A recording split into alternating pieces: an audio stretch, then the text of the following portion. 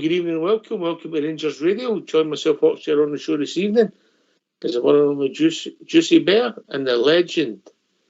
Yes, the legend is the bridge man. How we doing, boys? Good evening, gentlemen. What an honour it is to be with you both tonight. Oh, Juicy, you're a devil, so you're a silver-tongued devil.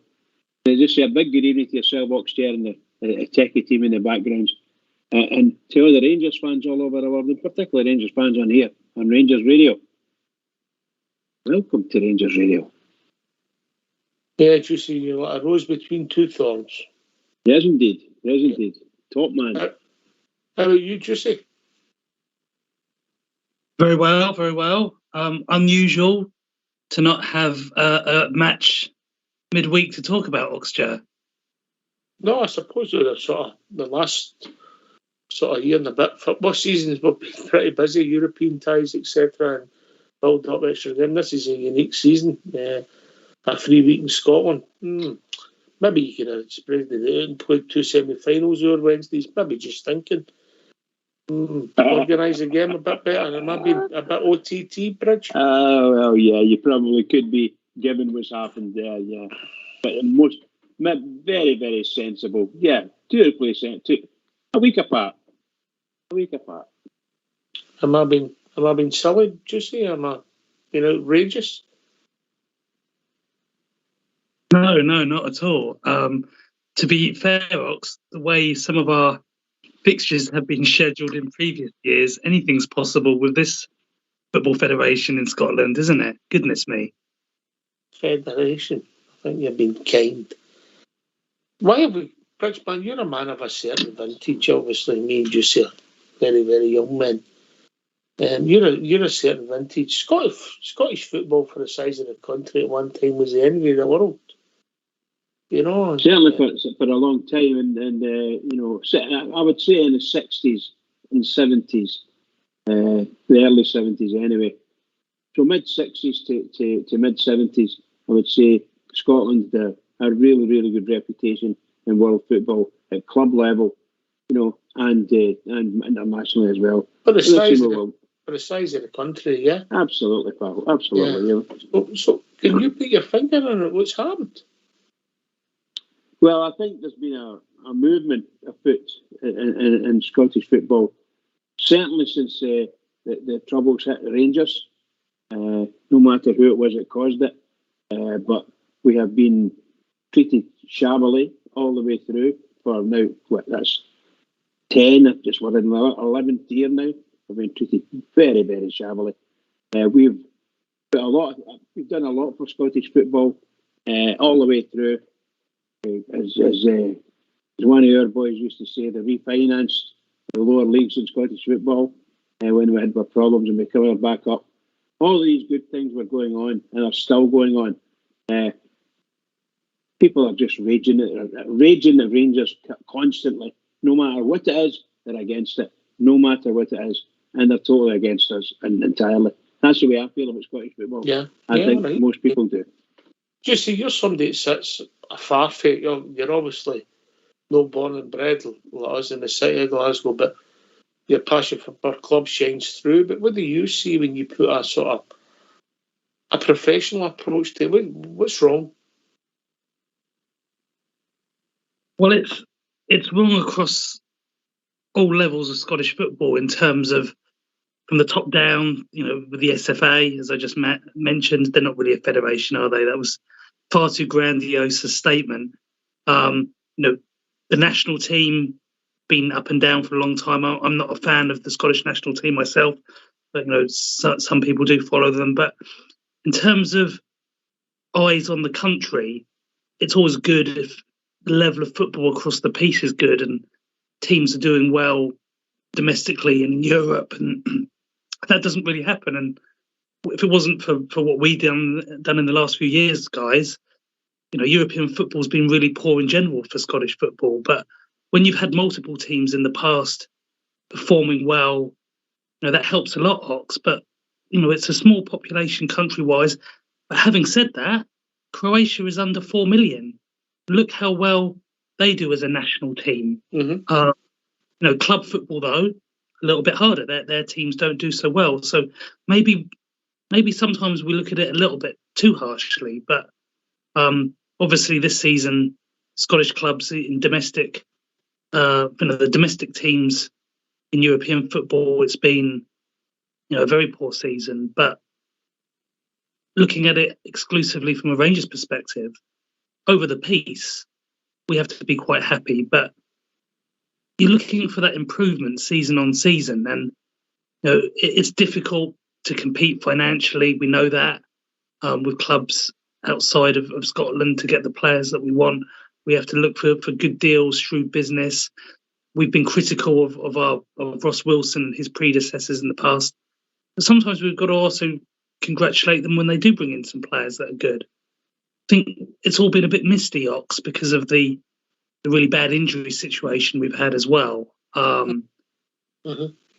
Yeah, I get it. Bridgeman, you've also, if we talk about the organisation's a shambles, mate. For much, that Cup semi-final weekend, if you like, showed the Scottish football is absolute mess that it's got itself in it. And then you're playing games at 5:30 on a Saturday.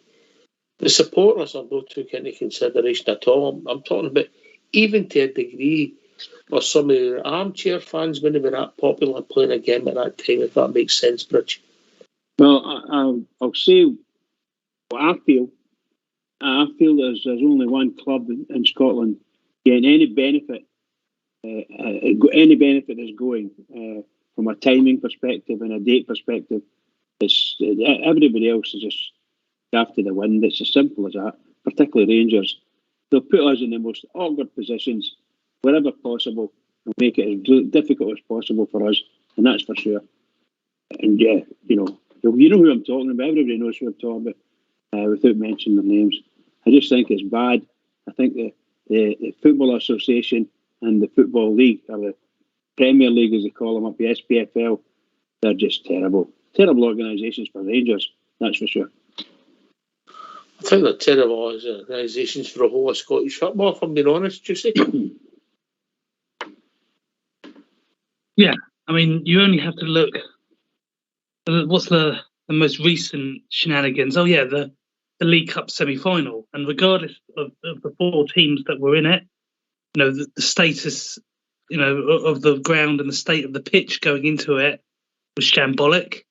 It was unfortunate for us that we were the second match as well, but regardless of we've been drawn first or second, it was already bad going into it. And you think, for a national stadium where not too much football is played on it now because Queen's Park play at Lesser Hampden, how on earth is it in that kind of state? And that's just me looking at one little example of something. Everything they touch seems to just be awful. I can't say the words that I want to say because this is a PG show, but it's just horrendous, guys. To be able to go to a showpiece semi-final for all the fans that would want to be watching that across the world, and hopefully, lots of neutrals wanting to watch it as well. It's not a good state of affairs. Yeah. Ultimately, my issue is, and my problem is, Bridgeman, yeah, we agree a lot of things are wrong and need sorted and could improve, but all these things affect our club, yeah, ultimately. And that's where our passion comes from. So if you get it sorted, it's ultimately good for us. But to do that, I think you need root and branch. The whole thing needs tore up, Bridge. Yeah, I'm not dead sure. I was going to say it, and it's on its way, but it doesn't appear to be on its way at all, really. I think Scottish football just stuck where it is, and I don't see any advancement for Scottish football.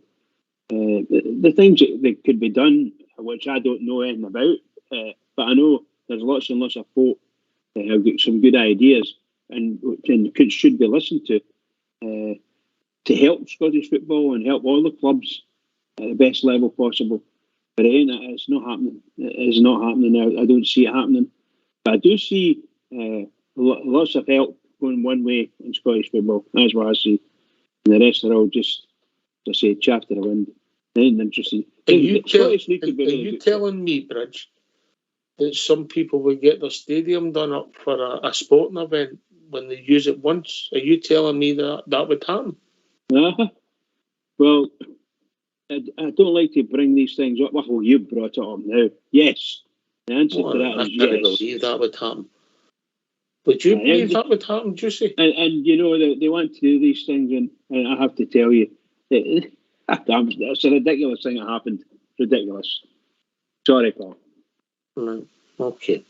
All right. Well, listen, some good news for our club. The Edmondson House project is slowly getting finished, and it's opening for people to see it. We'll get tickets to see it, so things are moving in that direction. Another asset, another revenue spinner, and hopefully for the people who can get in match days, the match day experience will start improving, Juicy. Oh, it's tremendous to see, guys. I mean, I know it's taken a little while to get up, but a lot of building projects do. And good things come to those who wait. And I know there's still other parts of it that they're still working on. But with the some of the food outlets and the club shop opening, it's going to be fantastic. And it's just going to improve that match day experience. They've got all the licensing in place now for fan zones and the like. So that's going to be really nice, especially when we get into the spring and summer months. And, you know, there'll be events and concerts and things happening there as well. Businesses will be able to have conferences there. I mean, in fact, wouldn't that be fantastic to take your business there on an away day? Fantastic. All right. Bridgeman, I know that your alcohol to some, your attitude to some libration has changed as you became more mature, but it's another asset to going to Ibrox, huh? Oh yes, absolutely. We'll see how it goes and how it rolls out, but you know, it's been a big hole, truth be told, for the fans. So if that place opens the way a lot of folk hope it could open, they can walk into the Edmondson House and get a pint. That's what I'm thinking. Or meet in the cafe area, whatever it is they've got. And let's hope it's a real success for them. I really do. And it'll be for us as well. Rangers make lots of money off it. That's what I want. I don't want anybody siphoning money off it. Just so it all goes to Rangers into the big pot, and let's make us a more successful club than we are now. I'm looking forward, if I'm being honest, I'm looking forward to seeing the museum, to seeing better the Rangers story laid out professionally and building on the tour, yeah. Is the museum going to be in the Edmondson House? That's where the museum is, mate, yeah. It's going to be there. Well, yeah. It won't be there in the house, that's for sure. No, not yet, no. I mean, it'll be full of old relics. We're trying to get you in it.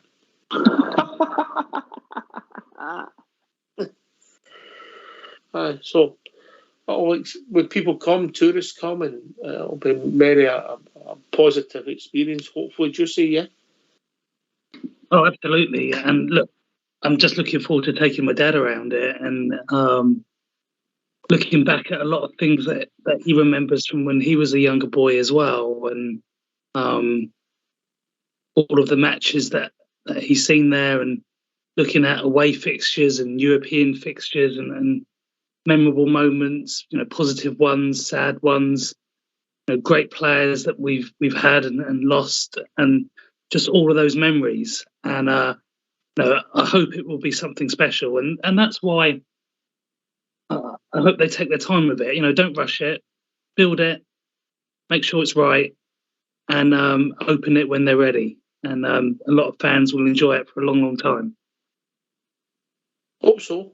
But you've just got to get it right. Yeah, you've got to get the kitting right, the access right, how people get into it, and make sure it's people can use it when they can.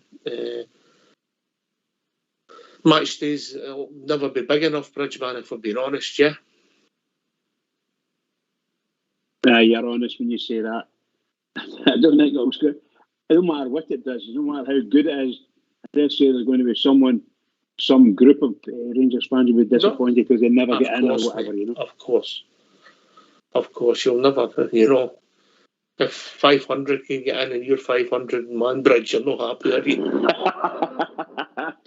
I'm wanting to get in there and hopefully some of the other bears in we get the bistro spot. That's where we can all meet, if it's possible. Get the spot back. Yeah, but inside the place, it'd be great to have a wee spot in the corner or something. I don't think that'll happen, mate. No, I don't think so either. I don't think so, but it'd be really good, Mm. Maybe we could stand outside the door. But then, obviously, the plans are to open a sports bar, but the shop is at the moment. You see, I think they're saying that'll hold about 600. Yeah. A sports bar. Oh yeah, that was a question I was going to have, guys. So where the existing shop is, that's going to be a sports bar. That's the plan, mate. And that'll be really good. I thought that was going to be the new ticket office. Wow. No. Another revenue stream, yeah. And hopefully people can get in and enjoy the match day. I don't know the devil's in the detail. Yeah, I mean, if you'll be able to go there on a match day, Oxford, and watch the game, it'd be like an extension to the Loudon. Superb. The devil's in the detail. And Bridgeman, if you look to the pictures of the new Blue Sky Lounge, yeah? Yeah. Yeah, what's your thoughts? Yeah. I know you like a bit of posh dining. That's what I'm trying to get. I've got people coming up from England next month, and I'm going to try and arrange a night out for them, Right. A nice meal, But I was looking for their phone number, and I don't know if they've got a phone number because it used to be the older Gale Suite. Maybe still under that name, the Gale Suite. The reception area, 0800 1972 1690. Oh, that's a good one. Nice one. Thank you. 0800 1972 1690. Okay. I'll try that now. That's for Billy.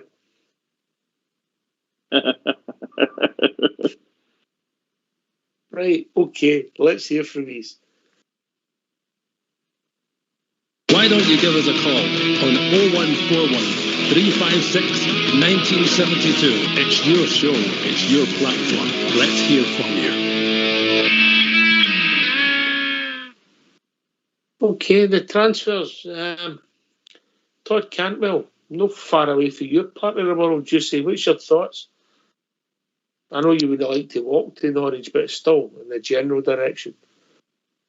Yeah, I mean, I've done a bit of work out in the Norwich area in the past, but yeah, they're not I bet you that was mustard.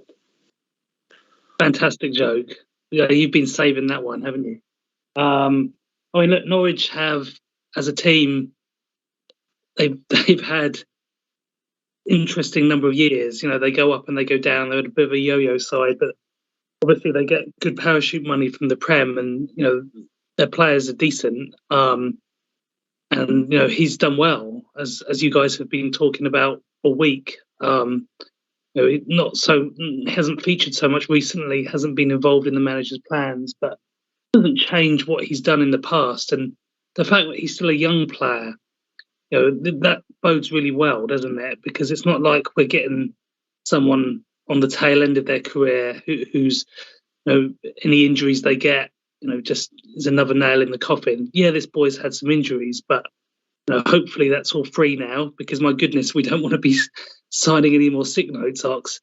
And we've seen what he can do at a really high level in the Prem. And okay, it was really hard for his team, and as a club, it was hard for them. But individually, he had some standout performances in that Premier season. And the fact that he's still a young guy, that's good for us, because the average age of our team's going down a little bit with some of the youngsters that we've got. We just need to get them all fit and back in the team. And that pleases me a lot. He's well thought of, and their fans liked him as well.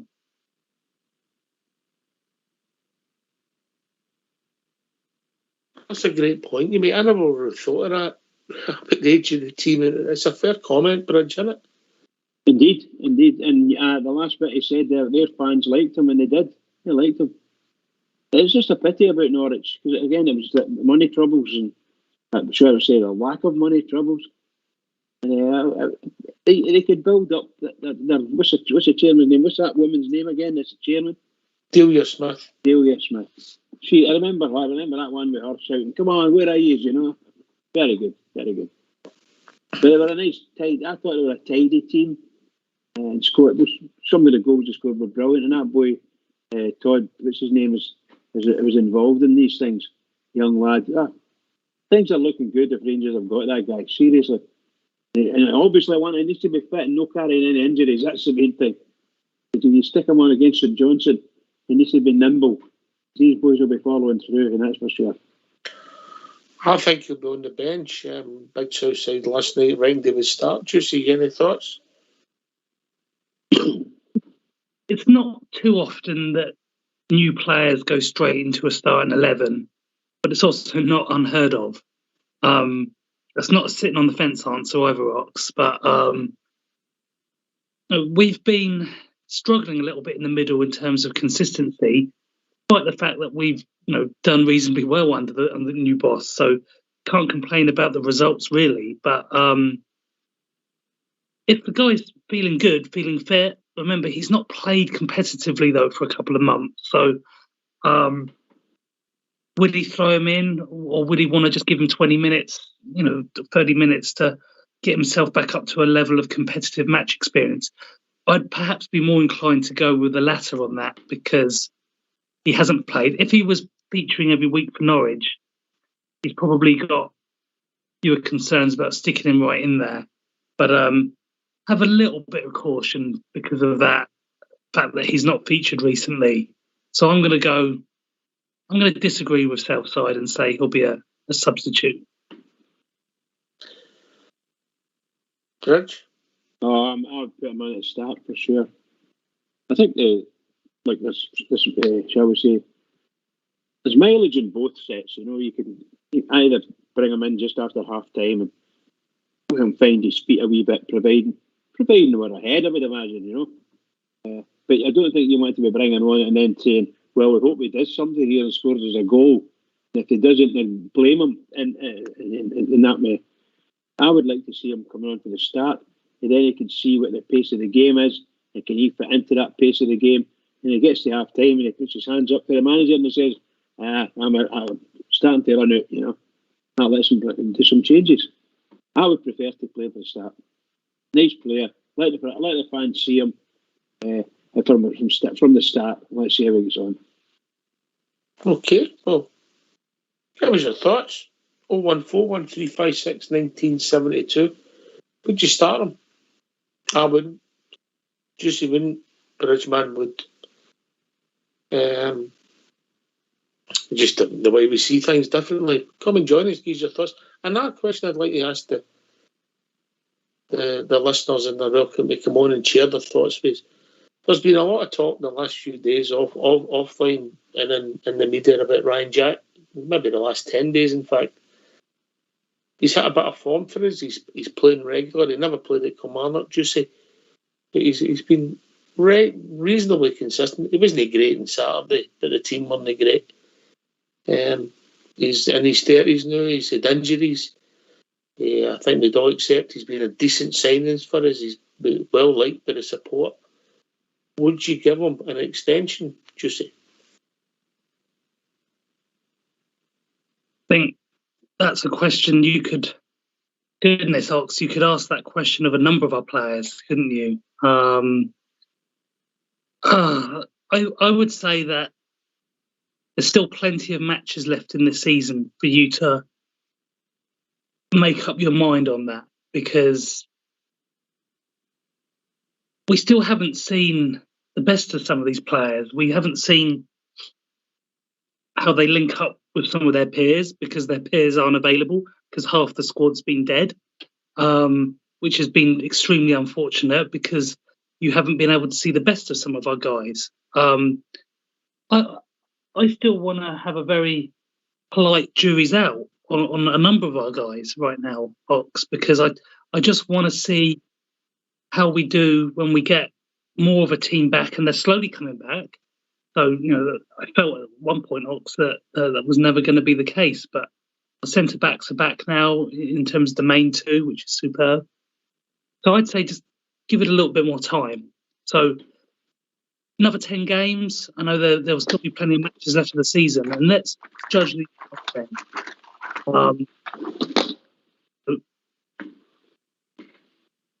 That's what I would say. But there's several guys who are out of contract. Obviously, the big two boys, we know who they are. I'd be inclined to keep Kent, but I just don't know if they're going to go, Ox. I don't know. The minds might be made up already. But I'd still rather they stayed for the season that's left. At one point, I thought we should cash in on them, but I feel like there's only a couple of days left of Jan, so the opportunity to sign anyone else, Ox, is running out. Back to the question, Juicy. Come on, we've got a night to talk here. Ryan Jack, yes or no? Come on, off his fence. When he's on it, he's very, very good. Juicy. It's a yes or a no answer. It's a no from Juicy. Right, whoa, how hard was that, Bridge? Well done, Juicy. For me, for Ryan Jack, you got to keep him. Sorry, I missed you there, Bridge. Say Ryan Jack. Mm-hmm. I'd give him a re-sign, absolutely. Yeah, but what would you do? Extend him for a year? Yeah, whatever the contract the manager feels like, but I would think about it. And I mean, I don't see anything wrong with Ryan Jack, other than he's still a wee bit injury prone, and the manager may not want to carry anybody in which case he won't do it. It's the same with Arfield. I think we could keep Arfield. Oh, but in a reduced contract, pay-wise, that is, It's up to the manager and the players. If they don't want to stay, they don't want to stay. It's not a problem with me. All right, I like Scotty. I like Ryan Jack. I think they've been good for us. On a period where we're trying to rebuild, Juicy. I don't think there's any room for sentiment. I think the decision's got to be based on what you can deliver tomorrow, not what you've delivered yesterday, mate. You're totally right, my friend. And when I said about judging some of these players after another 10 matches, the problem with that point that I just made is certain players, you're not actually going to be able to see them for 10 matches. Players like Ryan Jack, you'll be lucky to get a couple of games in a row out of them before you might need to then just rest him again for a game or two. So that's really difficult to then make that judgment when you're not seeing them regularly. So then I'm thinking to myself, if you're not going to see them regular, they've got to go, because we can't be having bit-part players anymore. We need players for sustained campaigns. And I have all the respect in the world for him and Arfield, but nothing personal, mate. Nothing personal. Sentiment can't dictate it. You're 100% correct on that. I get worried, just for saying sake, that like this young lad from what's the name of that team? He's at the Belgian boy. Standard Liège. Couldn't remember his name, so forgive me. I just, it's something like 10 days to 2 weeks. The Rangers word has come out that Rangers had virtually signed the boy. It was a case of just Rangers going over there. He's had a medical. They've agreed to terms and so on, personal terms with the player. And then all of a sudden, this news breaks. They've rejected the offer. And I'm thinking, how can they reject the offer? But where are you reading that, Bridge? Wherever. Twitter, exactly. Wherever, doesn't matter. Exactly. Okay, that's fine, but the thing is but when people tell you that, you think to yourself, have we actually, so we're talking about 10 days that Rangers have been in negotiations for this player. Is that correct? There's been talks going on for, roughly that, but yeah, it's been in the media for that length of time, yeah. Well, if we're trying to sign this player, I don't know how it's worked, so maybe you guys could tell us, have they signed the player, given the fact that it's a freedom of contract? Not at the moment. So what I mean is, have we actually signed them, and now we're debating, are we going to sign them for the next 6 months, up to the summer, or Are we going to buy him out? The deal's no done. Right, okay. I don't quite get that either. Because there's two deals there, right? There's the deal with the player, right, who wants to sign for Rangers, and let's say he's going to sign in the summer. Done. And the other deal is, will we do what we did with Kamara? Will we buy his potentially 6 months off him? Is that correct? Potentially, but at the moment, none of the two deals are done. None of them are done. Right? Okay. At the moment. All right. So I'm going to put you on the spot here, Bridge. Yeah. Mm-hmm. Why would you give Ryan Jack and Scotty Arfield contract extensions? Well, I think they give all they can for the Rangers. They understand Rangers. In my opinion, they understand Rangers. And I'm not saying they're the greatest players in the world. And both of them, Ryan Jackson, Arfield is a bit an impact player. But Ryan Jack, you could start the game with him, you know. It depends who you're playing. Same could be said for Ryan Jack and Arfield. But seriously, I would have Arfield on in the last 30 minutes. But the team and manager might know, the club and the manager might not want people like that. So where are they going to get the people? Because we're struggling. 10 days I've been discussing a guy from Belgium. It's really strange. I'm sorry, I just can't understand. Stick to the question. Why would not today with Belgium? Because I like them. Right, I think they would do a ton for Rangers, absolutely. But you might find that an injury drops them out a bit. They might not get 100% return on your money for that man. But I think they're the type of people that Rangers need for the dressing room and for the way the club need to go forward. They're the type of players that can do it for you, as you do on the park. So, do we keep social secretaries because we like them, or is it based on... I'm being flippant with that, but do we keep them, or is it's got to be based on a football decision, isn't it? It has to be really, Ox. We've got a lot of players at this club now who've been here for quite a long time, and this is why I'm not overly concerned if Alfredo and Kent go in the summer as well, because you can't say they haven't been with us for a long time. You know, Alfredo came in under Caixinha. He's been here for ages. You know, it's not like he hasn't, served this club well. I know he's had his crazy moments. I know he's been a bit in and out sometimes, but over the piece, a lot of fans love what he's done for our club.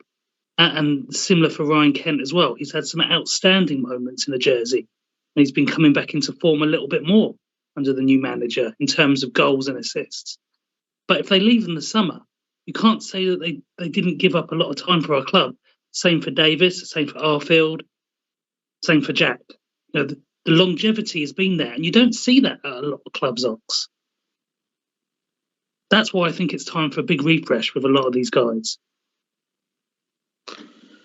Yeah, I mean, people have different views.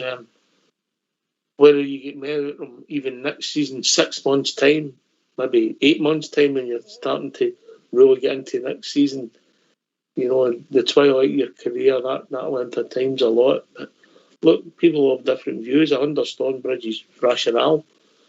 But it's split the panel, right, Juicy? One each. Yeah, but my thoughts on that are that those two players will give you something. When they're on the park, they will give you something. And they've been quite successful with the Rangers, and they understand Rangers. That's my only thought. Because our record in signing players hasn't been great. And I know the manager's just in the door, and we need to let him do it, and he's about to get his own players. But our record on signing players as a club hasn't been that great. Let's put it that way. Mm-hmm. So we need to smarten that side of it up. If we're going to clear all the dead wood out, which is basically what we're speaking about, get rid of all the dead wood, no sentiment, everybody goes, and you throw everybody out the door, including a lot of the youngsters that are quite good. Throw them out the door and bring other players in. Well, I don't know if you'll get other players. I think we need to We need to be, how can we say it? I can understand if we said we can't afford two goalkeepers of a certain calibre, a certain age. Maybe one of them or both of them need to go at the end of the season. Done. I can understand that fully. You've got the young McCrory, and you could bring in another goalkeeper at some point. I just think it'll be risk and reward. Yeah, it'll be whether it makes sense football wise, and then economics come into it. You know, what do you think? Is I think Scotty might have run his race, if I'm being honest. I think there's possibility that Ryan Jack can get an extension, but I think these 4 months it's coming up will be massive for him, Juicy. Yeah. And again, he's, as I said a moment ago, with regards to how many matches are you going to get out of him, that's really important, because we know he's been managed for a couple of years now, hasn't he, in terms of the fitness and managing persistent issues with his legs, and the fact that he can't always play game after game. And if a player can still offer something, they don't always have to play every game. But with the amount of matches we have in a season, going deep into all the domestic competitions, Europe, after Christmas in most seasons, I know not this season, but you need your squad. And we've been so ravaged with the injuries. It's really hard to even get a consistent team together. And at times he's been out. More recently, he's been more available than some. But I just don't know if the manager's looking for that consistency and availability and a freshness. Is he going to be able to rely on Ryan Jack, multiple matches in a week if we need that? I'm not sure. And for Arfield, I still believe Arfield is a player who's only really great for us as that impact player, as Bridge said earlier. He doesn't tend to fare so well these days playing the whole 90. Right, talking about people looking. Right, okay, well. Hi, be interesting. Come and join us. Give us your thoughts. 0141 356 1972. Phone in. We will phone you back and bring you into the call. I'm in Bridges' camp as far as the personality and what they're meant to in the last 2 years. I like both of them. I just think you've got a decision to make based on hard facts. Ryan's injury record. Is he going to play enough games between now and the end of the season? If you were picking the two of them at their prime, of course they'd be in my squad, Bridgeman, yeah. But they're not at their prime.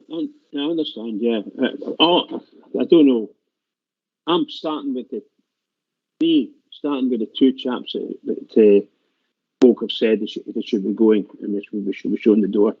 And my give on that is I think they would be invaluable to us for another season. That's my thoughts. To allow Beale to have a fallback on some of the players.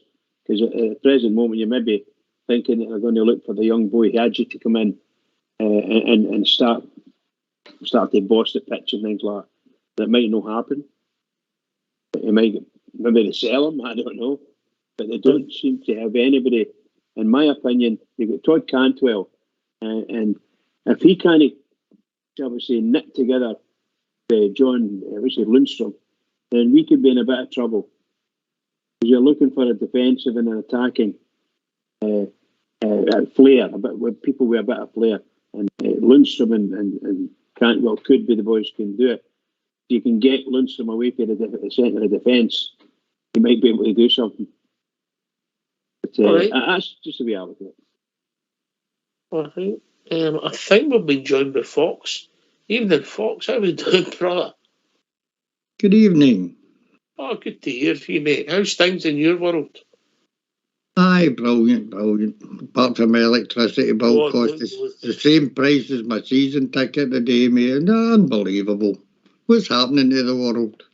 Have you still got that farm in your attic? No, I got rid of that 10 years ago, mate. Anyway, a couple of things couple of things interested me there. Your first comments on the state of Scottish football, and your second comment on Hugh Edmondson House. Both had a couple of thoughts going through my mind.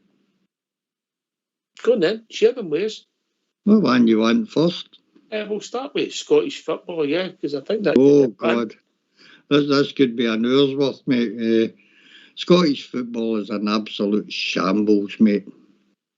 It's led by donkeys at the front, especially in the SPL. We've got people who are running that side of the game, who are representatives of clubs that can't even do anything to bring in money into their own clubs, never mind for the betterment of Scottish football. I think they should all be chucked out and professional guys brought in to head that board.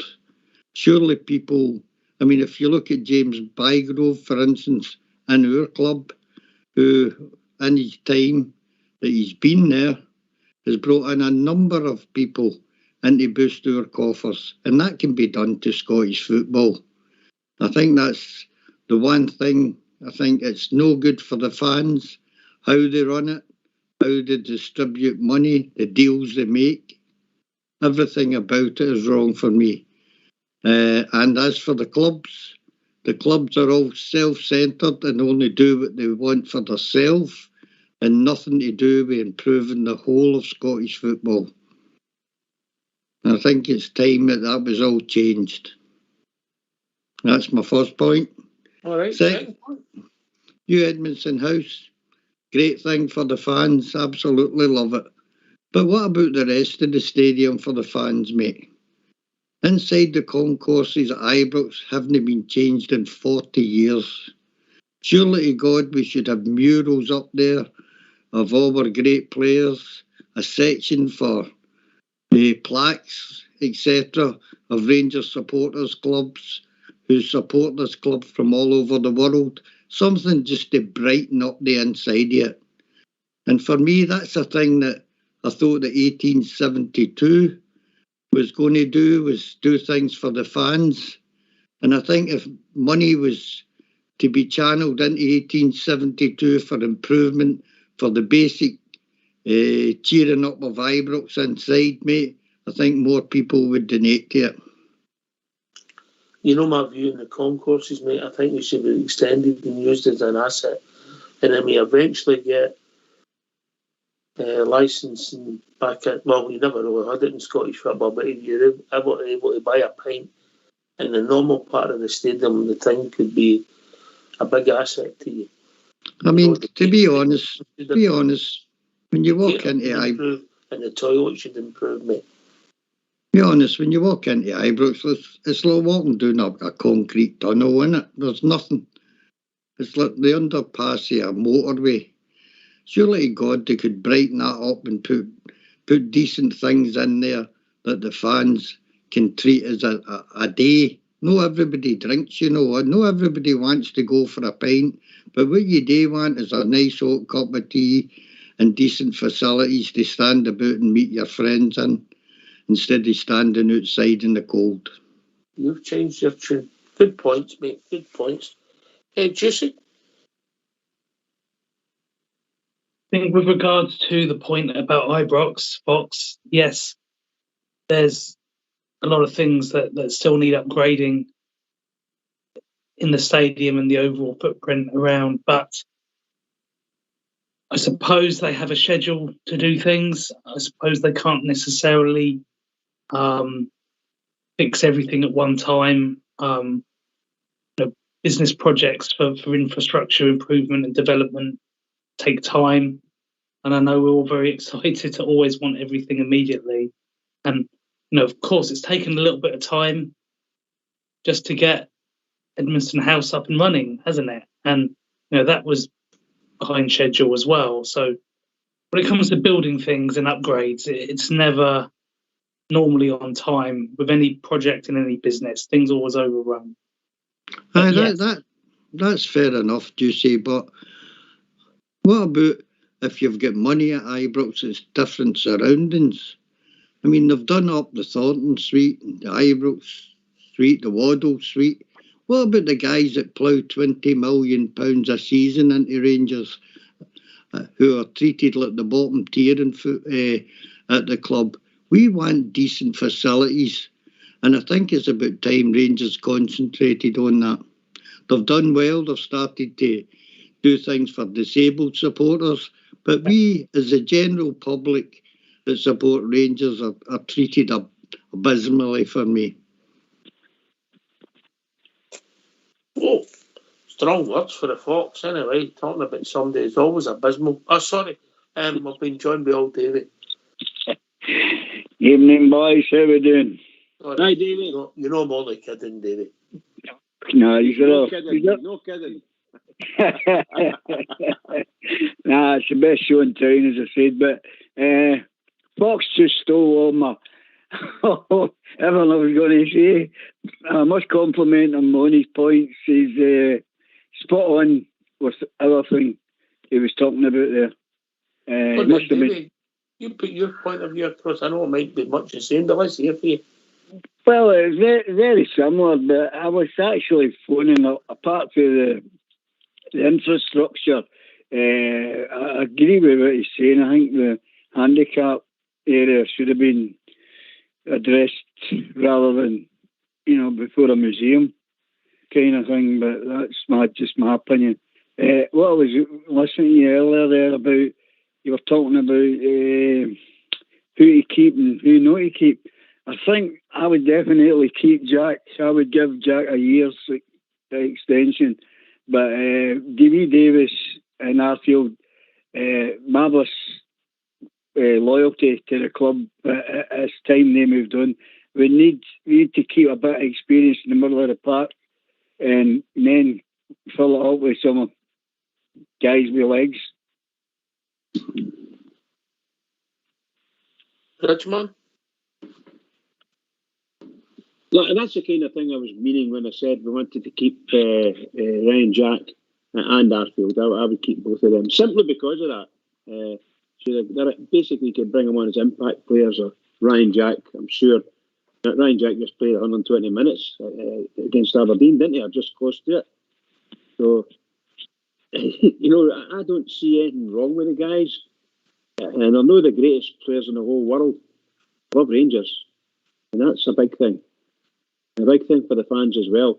I know the fans will shout at them when they're not playing really well, and you shouldn't be here, blah, blah, blah. But I really think we keep him mostly as backup, to be perfectly honest, and a help around a bit of dressing, a big help around dressing room, because they're the only really experienced players that would, from a Scottish perspective, that would be there. They understand the Scottish football better than most. And that's the truth. Certainly most that will go to Ibrox, that's for sure. I think the problem with the three guys that, just if we're all honest, Stephen Davis, Ryan Jack, Scotty Arfield, they're all blue noses. Yeah. So we've got an emotional tie to them. Yes, we have. But you just said also, Ox, that we can't be sentimental, and football's a business, a sport, and a game that we absolutely love. And we don't want to see players that actually we've seen do very, very well for our club just struggling on for the sake of it when we know that they're not producing to the level that they used to. And it doesn't take away any of their past glories and what they've done for our club, but you have to move on at some point. I mean, look at the goalkeeper. Gregor signed for another season. He's certainly not been poor this season, but we've also chopped and changed the two of them around a bit.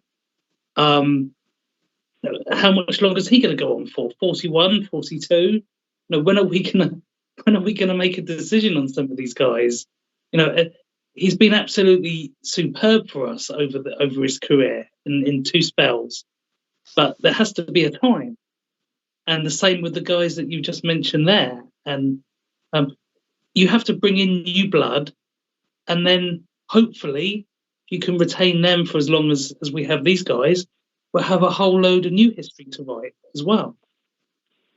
I never added McGregor into that because I'm assuming, David, and you might have different thoughts, I'm assuming this will be Alan's swan song.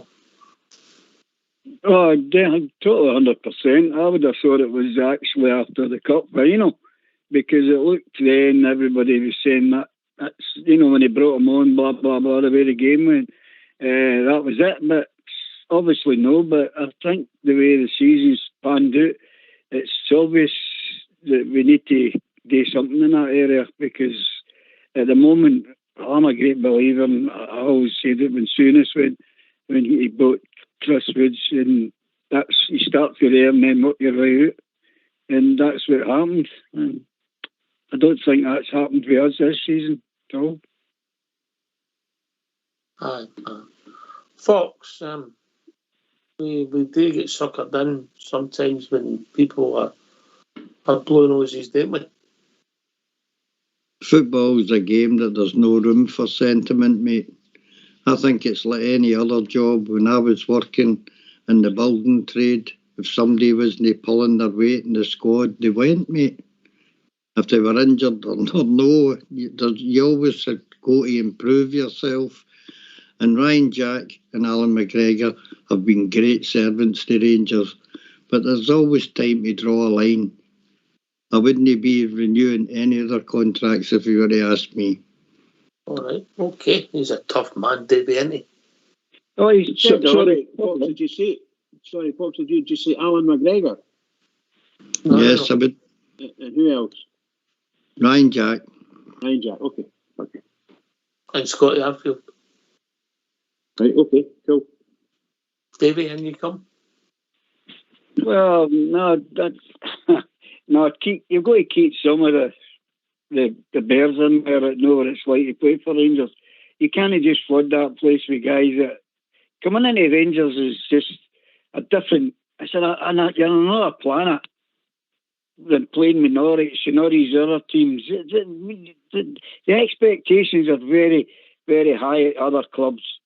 But when you go to Rangers, to me, the weight of the shoulders lies on the players. And if they can't hack that, I mean, what's that? What's his name again? The wee boy, is it Matenda? Matondo. I mean, look what we brought in there. So, I mean, £3 million, 28 grand a week or something. I mean, it's a nonsense. That's the things we've got to correct.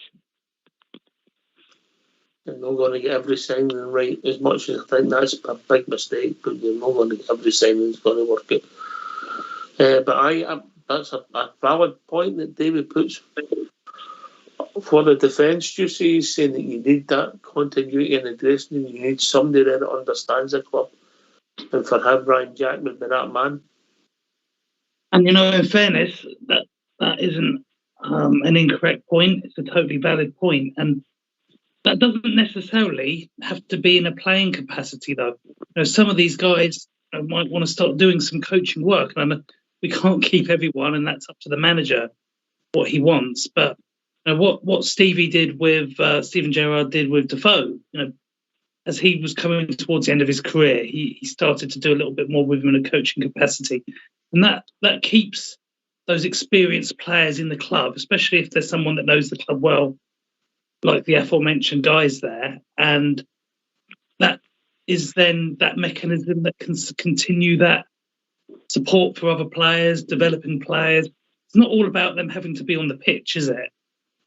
In and around the club, ambassador roles, coaching roles, these guys, will want to do something after their careers are finished, because in football, you're out of work for a long time, aren't you, once you retire? And okay, players make a lot of money now, that's true, but also some of them want to do something with themselves as well. And those guys, I'd love it if they could do something with the club in some capacity. Sometimes I think you've got to move away and earn your stripes and come back, Davey. You're the best man for the job. Take the sentiment away from it. Yeah, I agree with you, 100%. I think, guys, the club and the manager in particular have got, obviously, a massive job in his hands. Massive job.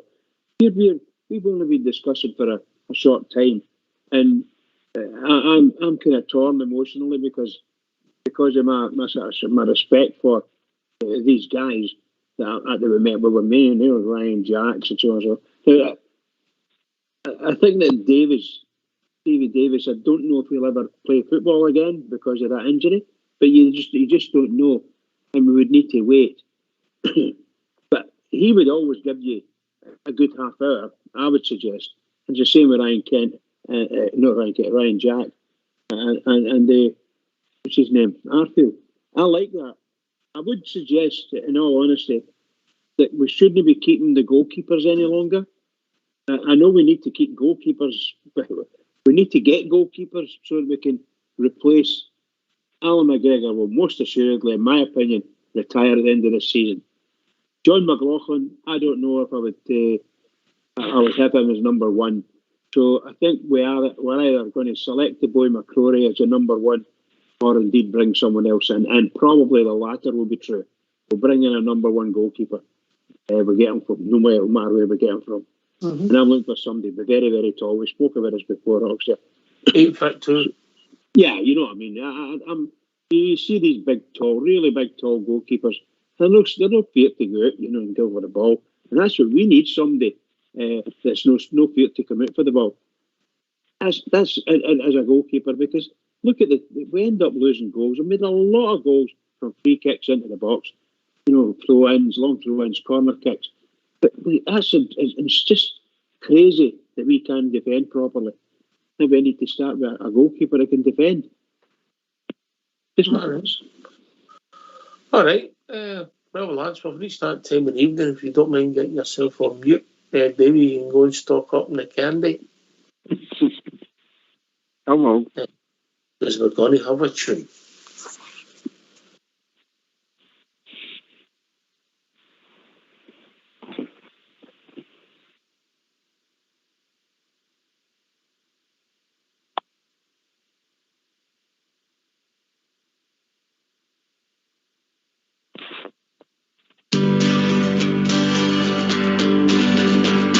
On Flesher's Haw, down by the Clyde, 4 teenage lads did propose to form their own wee football team. The idea there arose way back then. How could they know that millions they would love the greatest in all history, the Rangers Football Club, the Rangers Football Club, the Rangers Football Club, the greatest in all history, the Rangers Football Club. A debt we owe, we cannot pay.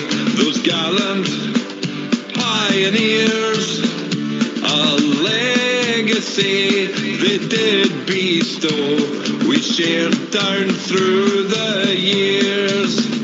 To Moses and those fine young lads, our gratitude we'll show.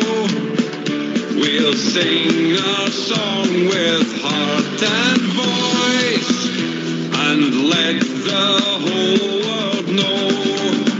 The Rangers Football Club, the Rangers Football Club, the greatest in all history, the Rangers Football Club.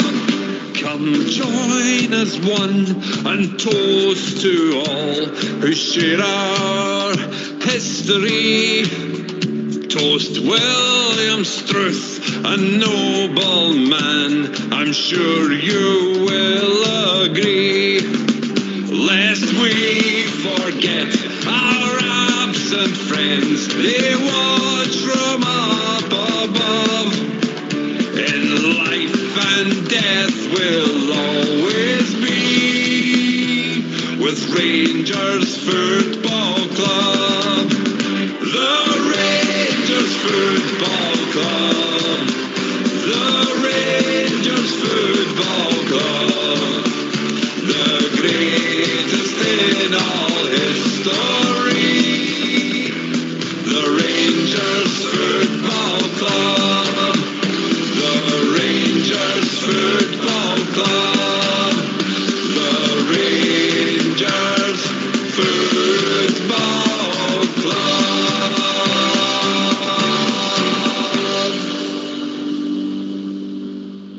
Why don't you give us a call on 0141 356 1972. It's your show, it's your platform. Let's hear from you.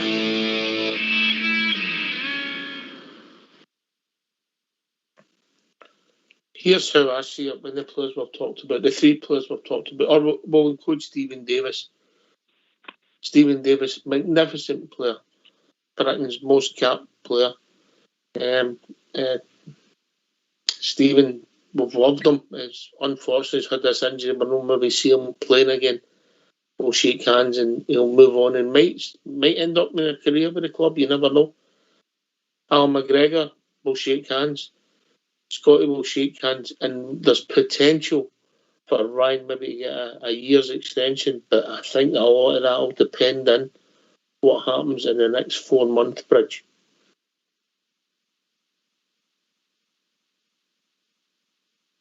Sorry, Juicy. Well, it's going to have to lead to continued good results on the pitch, isn't it, Ox? Because momentum is a big thing in football, isn't it? And as I said, the next 10 matches, I say 10 because it's a reasonable amount of matches, but it could be more, it could be less, where you can see if these players are getting regular matches. And I really don't think some of them will, but if they get a reasonable amount of appearances, you can judge on how they're doing. But if the team as a whole is playing really well, and maybe those players have a few good moments, that can affect your opinions, and you think, oh, maybe we could retain them, extend the contract for another year, etc., etc. And if they were to do that, Ox, that's totally fine, provided it's not at the detriment of bringing other quality signings into the club. Because if they're there to supplement some of the newer players, as support or substitutes if necessary, fine. But we can't keep going to the well with the same players over and over again that have repeatedly had injury issues in the past, And I'm just thinking about it from their point of view. Some of these players are just one, bad injury from their careers being totally done. Like Stephen Davis, it's really unfortunate. He possibly will never play for us competitively again, I agree. I mean, obviously, his age is a big factor in that as well. Okay, it's interesting. So, Fox, I don't think you can. I think you need to move bodies out and you need to free up wages. You need to keep doing it. People will leave the club with transfers. People will retire. You've just got to keep refreshing. And you might get it right and you might get it wrong with the bodies you bring in. But only hindsight will let you know that, mate. No, yeah. Your name's Bridge. Fox. Sorry, buddy. Sorry. Put me off my stride there, Bridge. Sorry, Foxy. Yeah, what was I going to say? Aye, the players, and some people are saying that they should be kept on for another year, and they're great Rangers men. Great Rangers men, when they leave the club, mate, come back and buy a ticket and watch the game. You don't see many of them once they leave the club. They do come back and sit in the director's box for the odd finals and things like that. Ryan Jack and Alan McGregor are paid employees, mate. And I don't think there should be any sentiment left in that. I think once your job is done, it's done. The players can't have it all their own way. They get massive wages for what they do because it's a short career. So when their time's up, it's time to go, Oxford, me. Well, he's ruthless, Davey. He's ruthless. This is your last call, Davey. Well, all I can say to that is, why did we give the two of them, the three of them, an extended contract, and we gave Coulson 4 years? I mean, you can't compare the two, because you can't give somebody a contract and say last year a rolling contract that they're going to be, and it's not a case of what they're producing, it's where they are at the level at the moment. It's badly needing freshened up, and that's where it needs freshened up. Davey, I've no doubt, David, that the players give their all, but sometimes your all is not enough. I mean, for the money these players are on, I would go out and run about for 90 minutes and give them all, and so would 40 or 50,000 Rangers supporters, mate. The manager has the last say in what he thinks they bring to the team, and I think there's a time when players like Alan McGregor and Ryan Jack and Scotty Arfield have got to move aside for the good of the club, and let some young talent come up and through and be given a chance. If they don't make it, they should be moved on as well. Yeah. Why I'm mentioning when I'm talking about Jack in that respect is if you take the other two away, we've still got Lawrence to come in, we've got Hadji to come in, but I still think you need a wee bit of somebody who's been through this campaign all the way, and just for that, all right, I know the giving the glory, but doesn't wear on what you think of him. But out of the three, that was the only reason why I would have said keep Jack, is because he's playing well, and he looks if he could get another season out. I think that was all. I understand your rationale, David, but I think I'll come to Juicy next. I think a lot of that will defend what happens between now and the end of the season. Juicy? Yeah, as I said the last time I spoke, Cox, the performances have got to be there, and Rangers managers only ever 2 or 3 games away from a crisis, because the expectation is there to win every game, isn't there? 1 draw, 2 draws, we get very, very upset, and we love our players and we love our club, but we just want to push them on to do well, and we want them to do well so badly. And I'm just concerned that some of these guys, they've been doing this for a long time for us now, and please don't think that I don't like these guys. I like Jack. I like Stephen Davis and Scotty Arfield. But we've got to be realistic, Ox. How much longer can we expect to have a high level from these guys? Davis probably won't play for us again competitively. Scotty Arfield, now you only get the best out of him after half an hour play. That's the most you can normally get out of him, because he doesn't do it for 90 minutes. It's been proven when he plays from the start. And Ryan Jack doesn't play consistently, so it's really hard. But I'm with Fox on this, that they can be involved in the club still, of course, but probably not in a playing capacity after this season. Maybe if we just find a young player that had the grit and determination of Ryan Jack, the brain of Stephen Davis, and the imagination of Scotty Arfield, we'd be all right, Bridge. Yeah, right all into one, yeah. I just, my fear is that they won't, I don't think we're going to be too adventurous now in this window. So we're going to go with what we've got, and the chances are we might get that boy for Belgium and before the end of the month, and the guy from Swansea. We could get that. These are possibilities. But I wouldn't hold my breath on it all at the moment.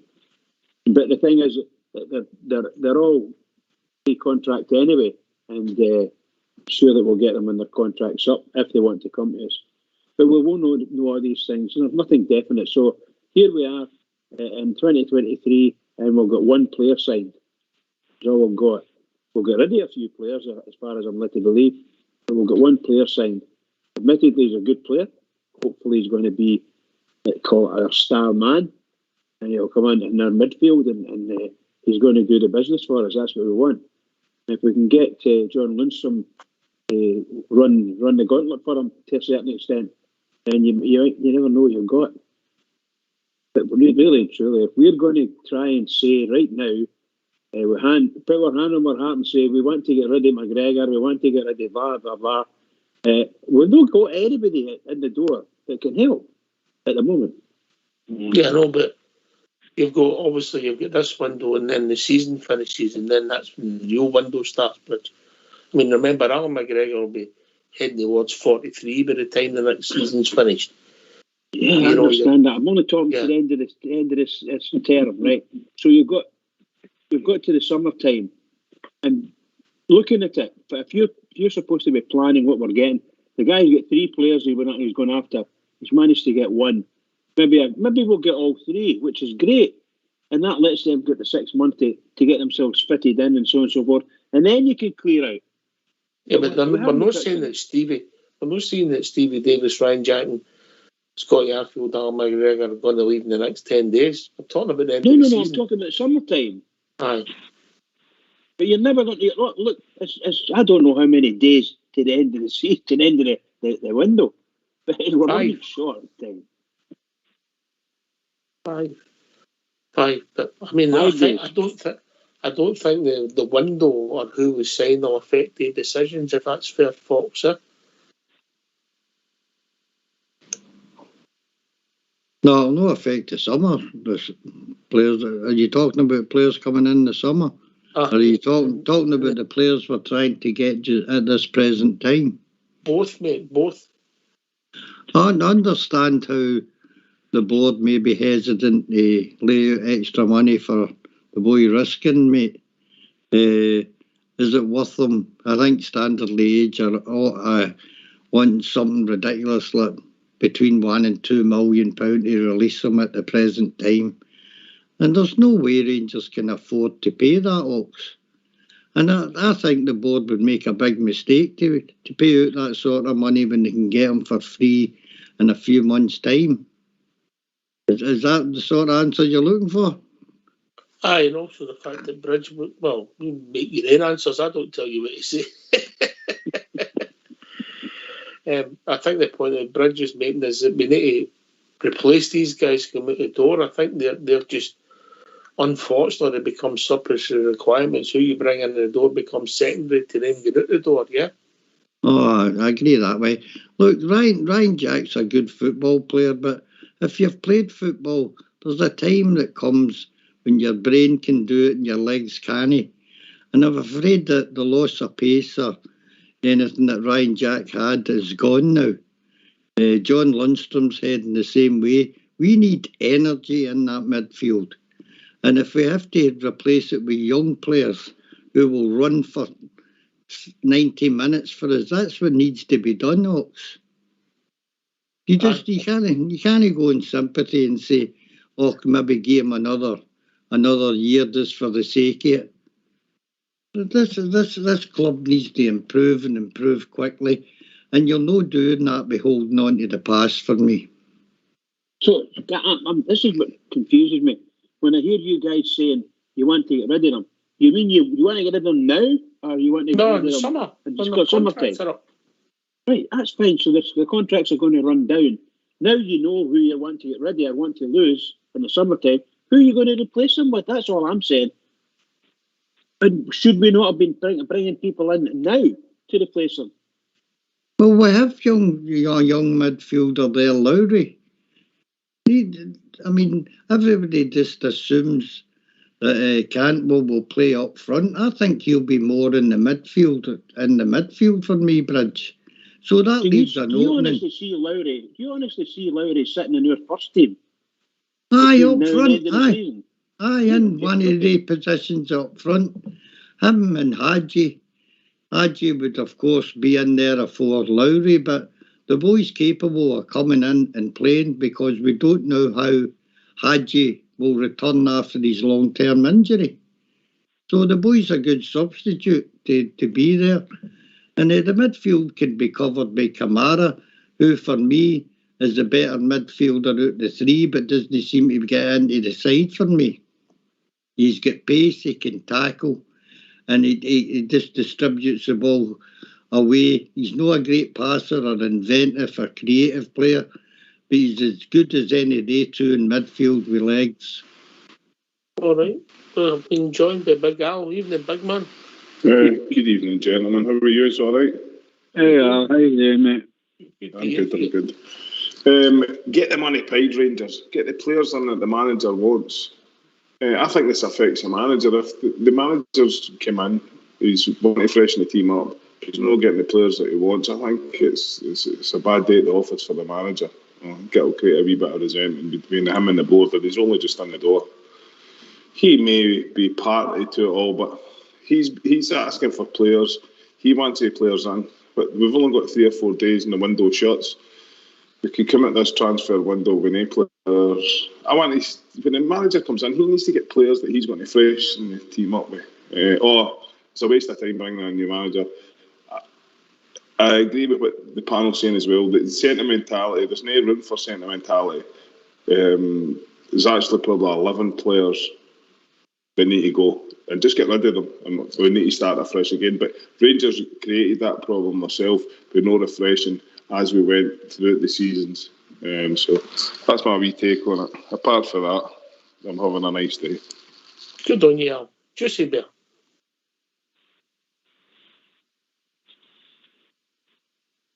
Totally agree, my friend. Totally agree. I just want what I really want, Big Al, right? Is new blood in this club. That's what I want. I want to see. Yes. Cantwell's great. It's a good signing. He's done well in the Prem. He might not have been in the Norwich plans of late, but I think he could do a really good job for us. And that's just one guy, though, Ox. That's one man. And we need a little bit more because we know, whatever we say on this show, we know there's going to be quite a few players that are going to leave this summer. Not just the older guys that we've been talking about that have been here for a while. There'll be a number of guys that maybe don't feature so much that could leave as well. But that will be based on who we sign. And we need to see a little bit more because we need a sustained campaign in Europe. We need to be able to compete domestically at a high level. We know that we almost have to win every match every week to get close in the league. And it's going to be the same next season. We're going to need more than just one good young player to do that. But my goodness, how many times have we said we need to get these other guys back? Hadji and Lawrence could be a big future for this club still. But we've got to get them back to a problem as well.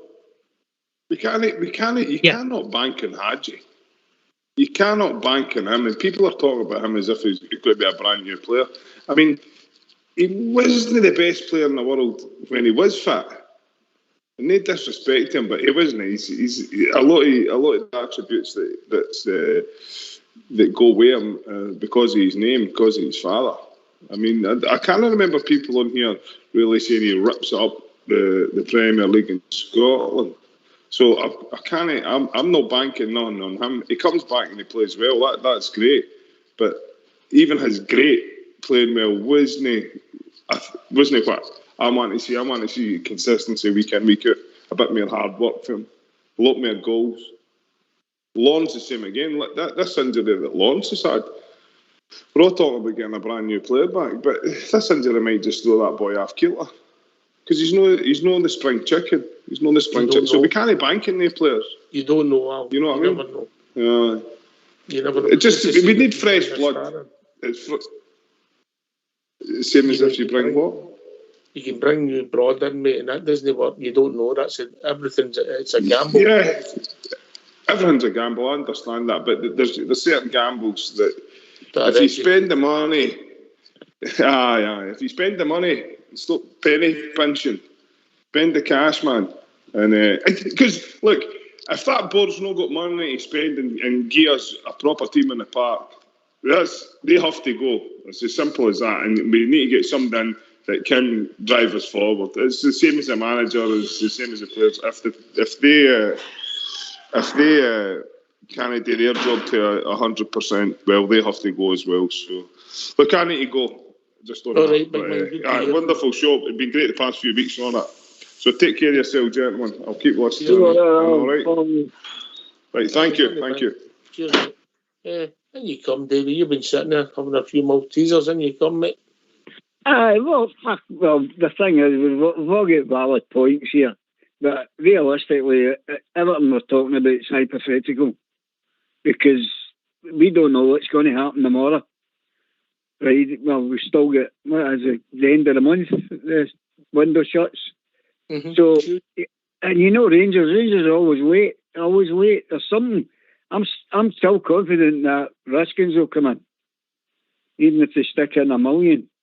I agree with everybody what they're saying about no gaining him the money, but well, that's between them and the deep blue sea because we don't know what the financial side of that is. So it's all hypothetical about what we're going to do, and hopefully that will happen because we all know that somebody needs to come in. But I'm confident to go with what we've got to do. I really am. I've said it all week, and I'm not changed my mind. I still think we're getting stronger every game. Fox, would you play poker to get the boy in for 200 grand?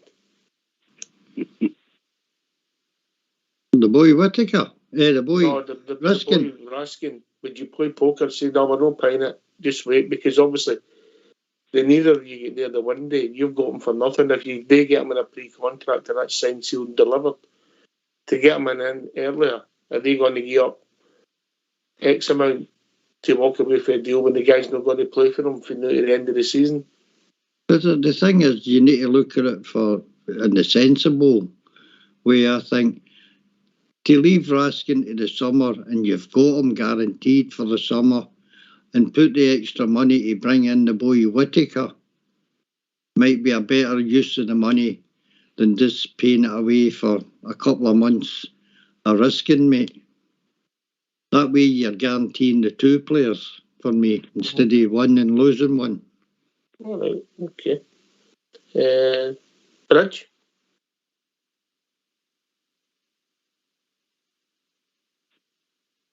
Oh, Juicy Bear. Just following on to what Foxy was saying there, to get the boy Raskin or Ruskin, whatever his name is, number one now, I think I asked this question a bit earlier as well. We need to know, the club needs to know, have we signed him now on a pre-contract deal? No matter what. I'll say it again. I know, not at the moment. I heard you saying that. I'm just asking the question in my mind. I'm going based on what Foxy was saying. Either we've got the guy on a pre-contract or we've not. In which case, and if we don't want to spend any money on him, if you follow what I mean, then we need to go to the other guy. I agree with that. We need to do everything we can to get the other guy. Because we're no guaranteed in getting that boy. Because at the end of the season, end of the what do you call it, the window, so that's a done deal, isn't it? It's a no done deal. What's going to happen? We'll end up doing the same thing in the summertime. No, I'm saying not at the moment. Juicy, why don't you go, Fox, then Juicy? Well, my thoughts is that Rangers aren't really pushing to get Ruskin because I think they've already got him on the free contract, mate. Right, I don't think we would be gambling. What Oxtear was telling us earlier is there's no deal done for anyone. Let him talk, and then you can come in. No, Bridge, what I was saying is, it's only my opinion that he's already agreed on the free contract move. And I don't think Rangers would gamble on losing a class player if they didn't already have the pre-contract in their pocket, mate. That's what I think. Bridge, can you come?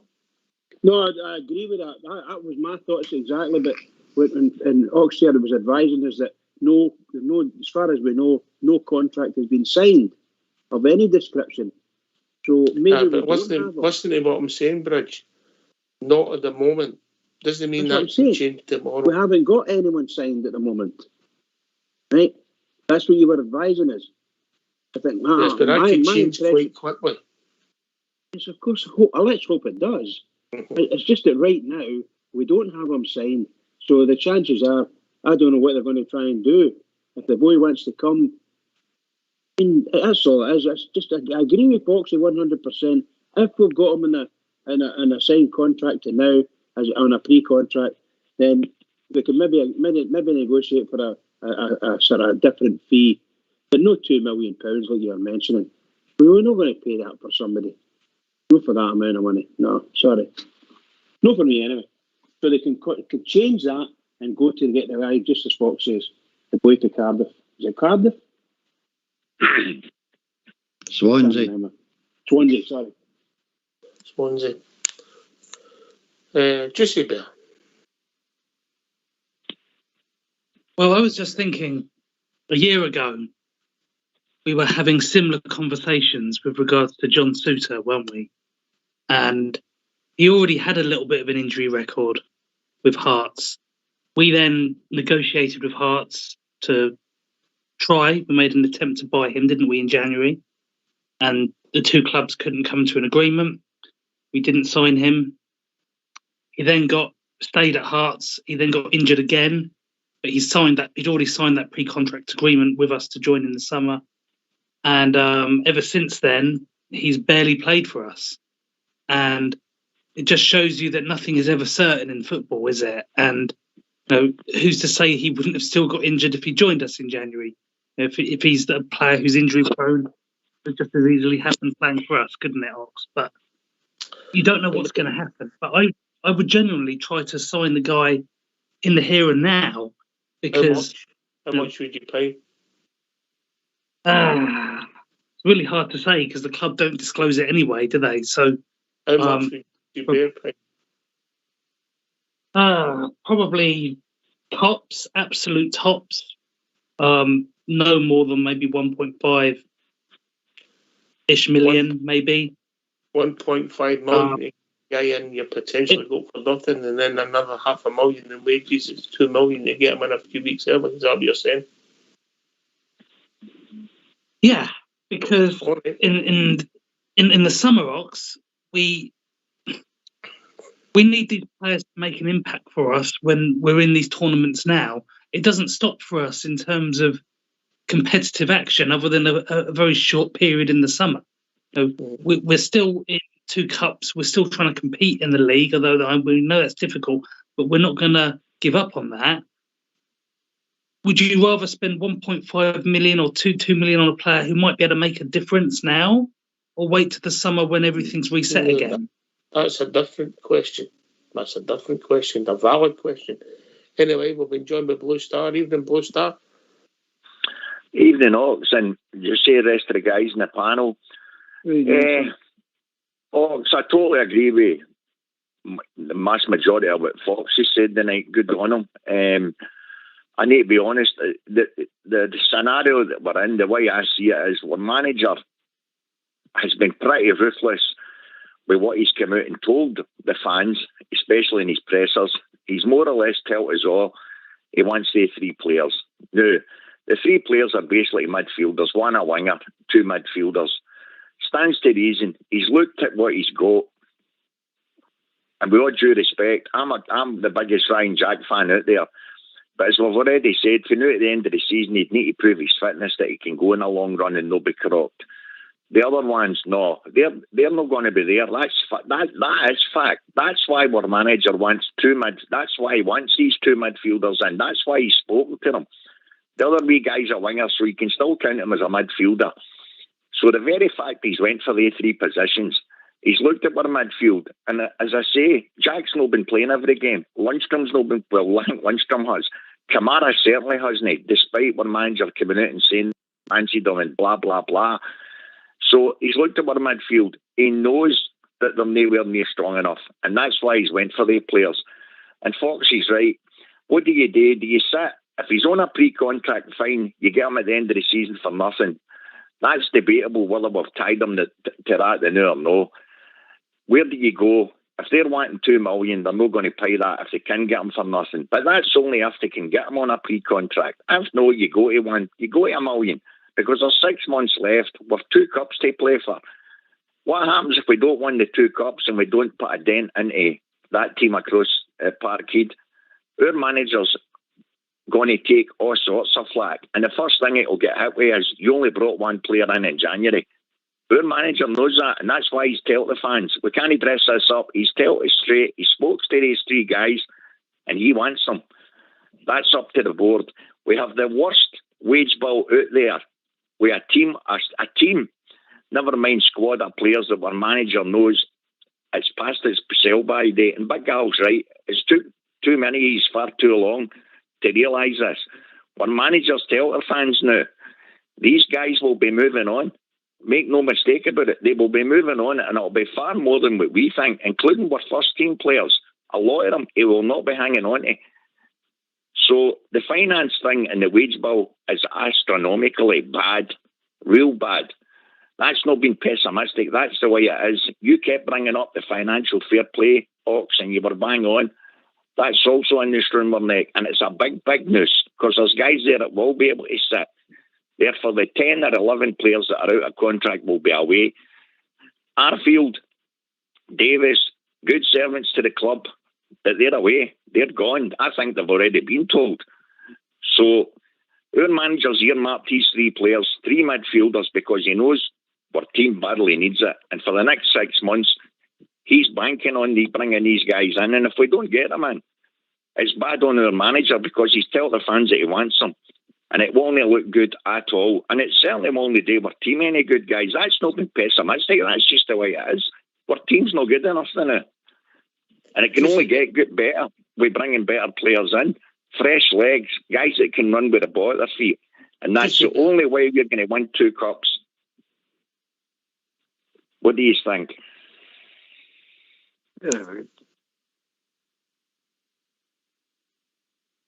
Can I ask Blue Star something? Aye, carry on, David. Just regarding the Raskin scenario, do you not think there's a wee bit of poker going on there?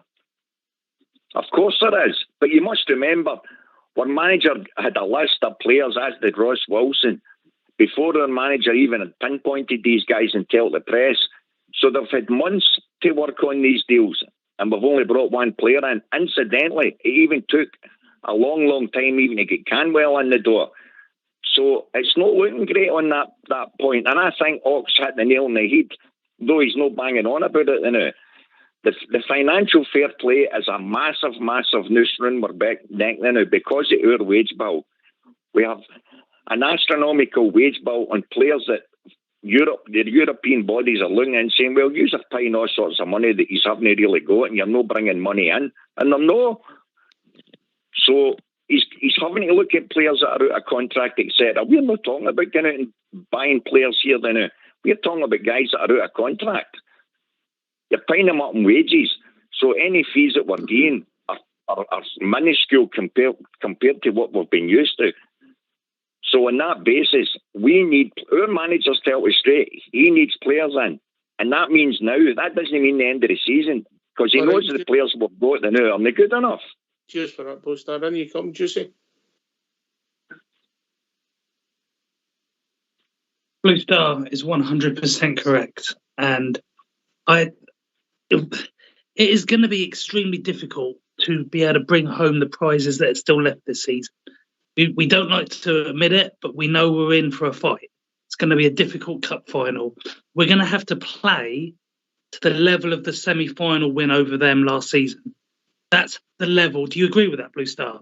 That's the level that we're absolutely. And they've increased their player squad. Therefore, they're only getting stronger, and we're getting weaker because players are too old and they're not up to the speed. That's why our manager needs new players in. All right, Blue Star. Yeah, just like that. Carry on, Juicy.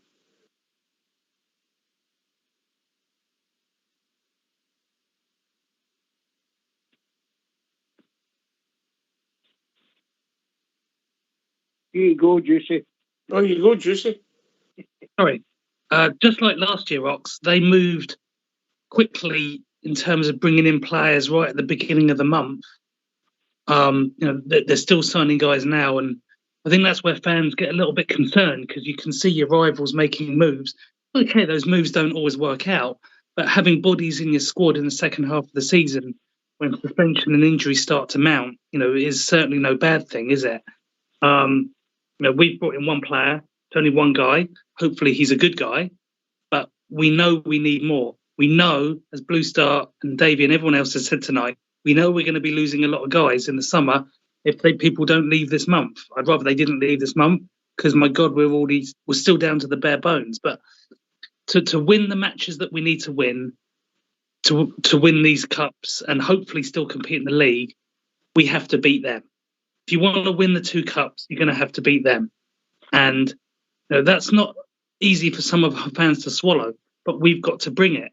We have got to bring a level that we know this team is capable of when the chips are down. We know that they've got it in them, Ox. And that's why we get so frustrated with them sometimes when we go to these teams that are pretty poor and we struggle and we toil against them because we've seen so much better from the same team. And we all agree on that point. And it's not beyond them. But my God, they're going to have to put in some effort. It's not beyond them. Yeah, we're in for an interesting few days, Foxer.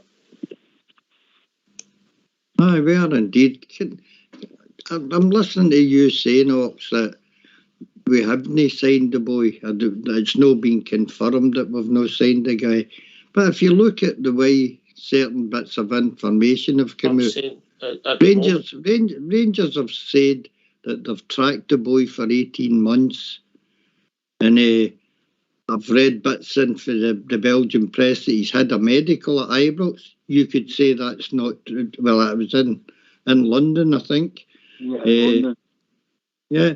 So if we have went to all that bother, mate, Rangers would pay £2 million for risking if there was a chance that we hadn't got him on a pre-contact, because that would still be a steal, Ox.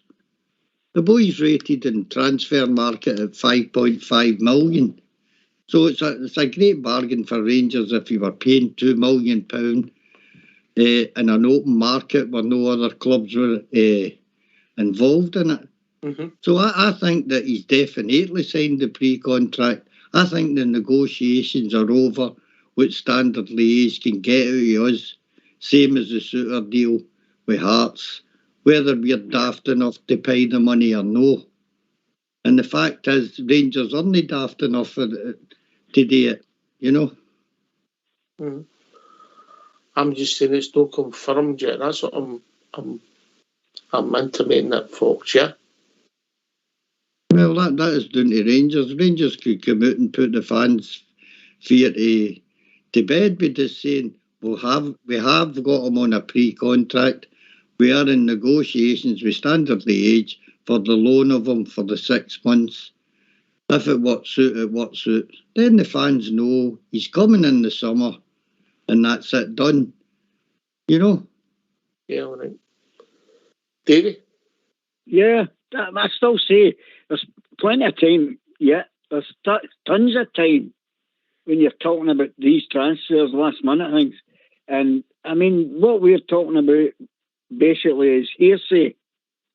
And none of us know. It's just what you've heard in the media, or you've heard it from some other source and that source. I believe it'll be a case of watch this space, because I think something will pop up tomorrow. And then we'll know. Well, once they're in the shop, then we'll definitely know. But at the moment, it's all hypothetical. We don't know why they're not saying this, why they're not saying that. I heard that they put a bid. I heard they put a bid in and they knocked it back. I'm not even going to believe that for a minute. That's just, the usual YouTube stuff and all the rest of it. No, I think what Foxy says is spot on. He's spot on. Are you telling me that Fox talks a bit of sense, David? Yeah, especially when he... well, he's... Better drug test you, David. Hold on, here's my nurse coming. No, I'm very surprised when he was talking. Very, very polite, it just didn't sound like Foxy, but he talks good. You talk good, they'll make good points, but a lot of it, I think, guys, it's hypothetical stuff. We don't know. We'll say the next day. I think there's still something coming out the Jack in the Box. Before the new Fox wears a cravat into the studio. Isn't that right, Bridge? Woohoo! I love the cravats there. Not the ones that Fox wears right enough, but I like a cravat. That's a neck brace I've got on, mate. No cravat. Very good. Very good. Very good. I just, Cravat, what's a cravat? Do you get that out of a pet shop? Indeed.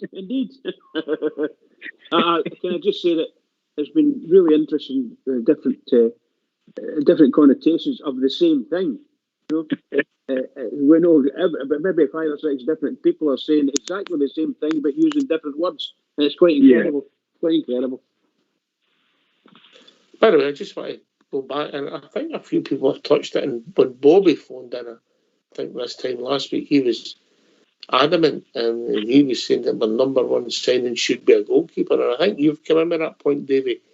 Back to the Souness era when he said he brought in Chris Woods early on. I think it was his second signing after he signed Colin West. But it's I've been interesting. saying that before the season started, folks. I've been saying that all along.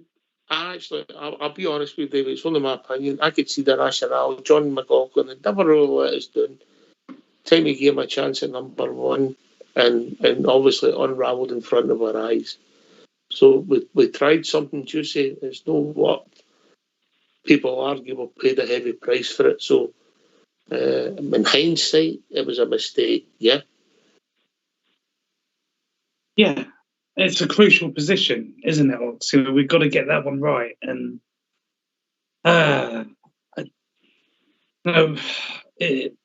McCrory, is he going to get an opportunity? Do we think he's good enough? If he was really good, would he not have featured already by now? I mean, the manager said he wanted to play him, but there's no point in playing him in dead matches when the season's gone. You're not going to really see the measure of the guy. You want to see it as a competitive match. McGregor, well, we know he's finished this season. And McLaughlin, is he good enough? Probably not. So, yeah, it's another position that we need to fill. It's not going to happen until the summer. The manager said he wasn't going to change anything with the goalie in January. So we've got to go with what we've got for now, guys.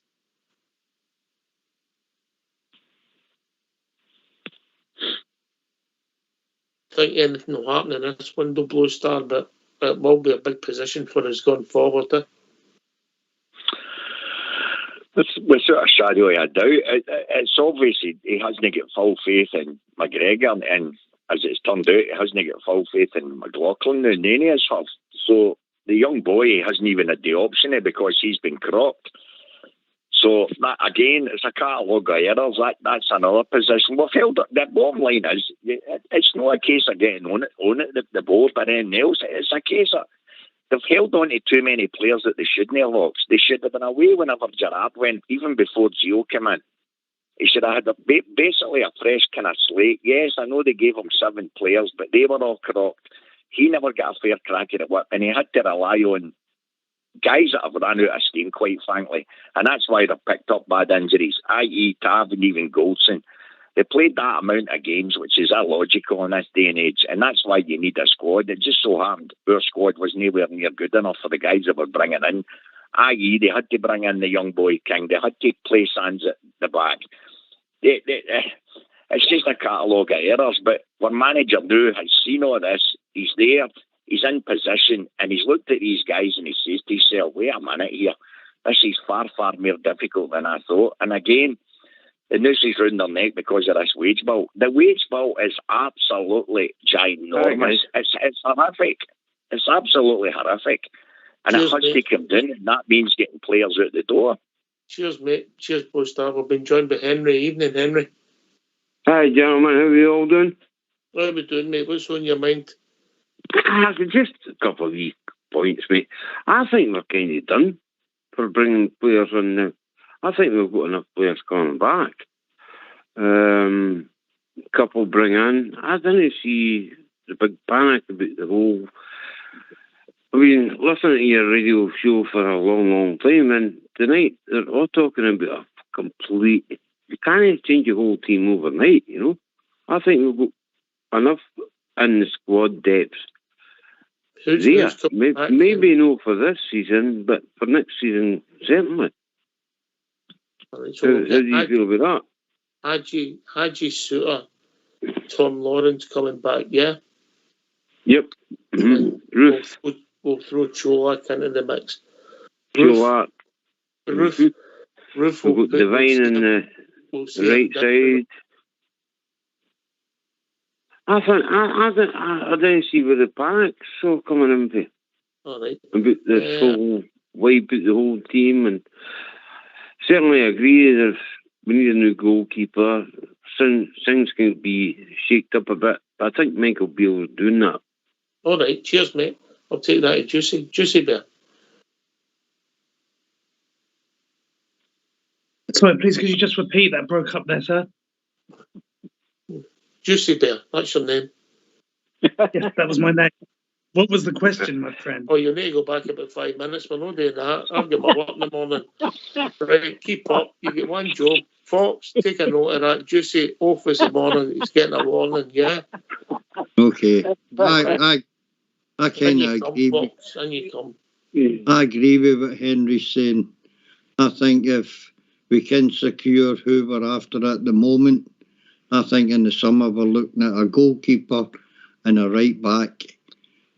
Possibly, I think Devine's just a wee bit too young yet. I think we need somebody to challenge Tav, who was my favourite player, mate, as you know. Mm-hmm. And the rest of the squad is fine for me if they all come back in reasonable condition for injury. I forgot about Redfan as well. Davey? Well, hope you're right. On you go, Fox, then I'll go to Davey. I just think that the squad situation come summertime and everybody's back and fit, we've got a decent squad to go forward with next year. 2 players for every position. Okay. Davey boy? Yeah, Henry's 50-50 on it. There is, we know we can see the obvious, and that needs to be changed. The obvious is there, but as the squad is... What is the obvious? Obvious, what we've been talking about, where we lack the pressure of bringing the game to other players, other teams, and what we're talking about in midfield. Maybe we talked about the goalkeeper, but that's essential. But that will take care of itself anyway. But the whole problem is what we're talking about here is I think the squad is shaping up good. I don't see us having to bring that lot in, but I agree with what Fox was saying. It's getting into the summertime. I think then you'll see a big change. Blue Star. I think he's got a nucleus of players. Of course he has. Once they come back, and if they're fit enough and they can prove their worth.